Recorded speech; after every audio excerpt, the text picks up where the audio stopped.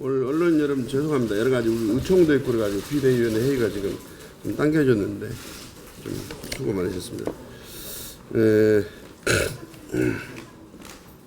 이번 총리 국회 임명 동의와 관련해서 문재인 대통령 결자 해지를 기대하면서 한 말씀 드리겠습니다.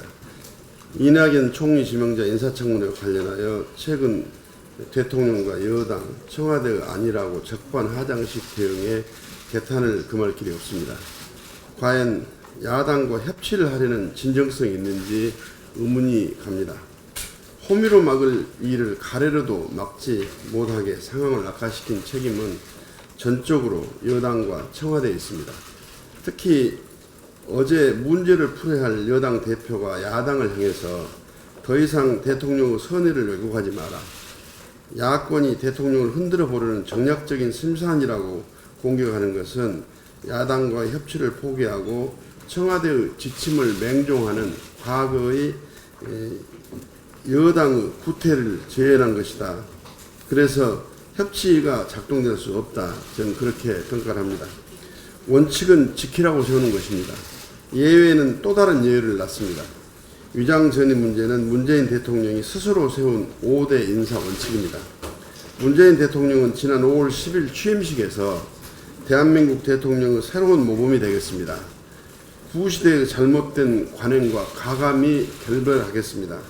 약속을 지키는 솔직한 대통령이 되겠습니다. 선거 과정에서 제가 했던 약속들을 꼼꼼하게 챙기겠습니다. 잘못한 일은 잘못했다고 말씀드리겠습니다라고 말씀을 하셨습니다. 대통령 취임사 잉크가 아직 마르지도 않았습니다. 취임식 때 약속을 다 어디로 보냈습니까?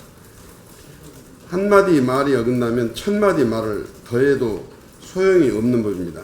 대통령의 말은 무게가 있어야 됩니다. 대통령의 말씀은 곧 책임입니다. 지금 스스로 세운 원칙을 깨뜨리면서 야당이 국정의 발목을 잡고 있다고 야당을 원망하고 책임을 전가하는 것은 적반하장이고 야당을 거수기로 바라보는 구태의 전형적인 태도입니다. 이것이 문 대통령이 취임사에 밝힌 새로운 대한민국 건설입니까? 묻지 않을 수가 없습니다. 국민의당은 협치의 문을 활짝 열어놓고 있습니다.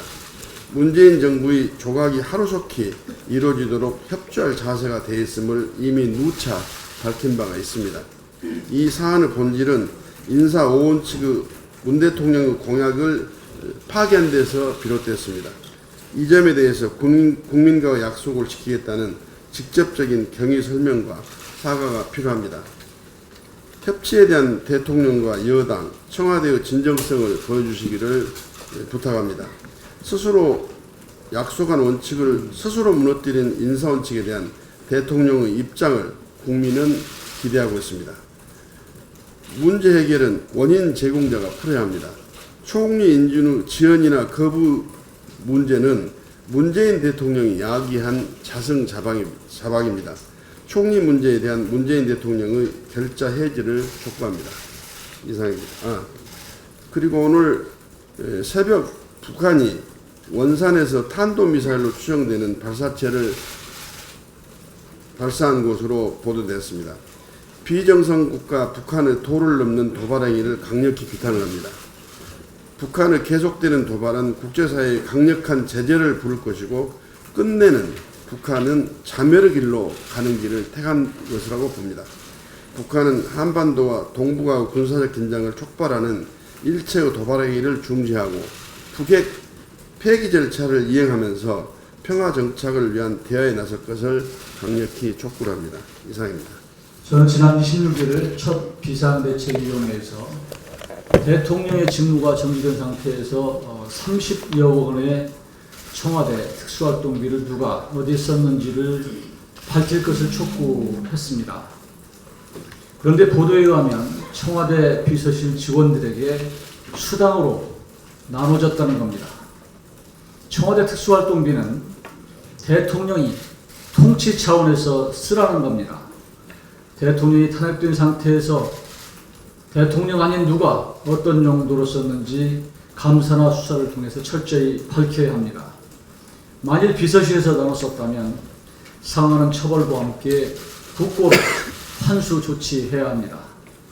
그리고 차제에 국정원 등 다른 기관이나 부처에서도 특수활동비가 어떻게 쓰이는지 실태를 조사해서 제도를 개선해야 합니다. 이상.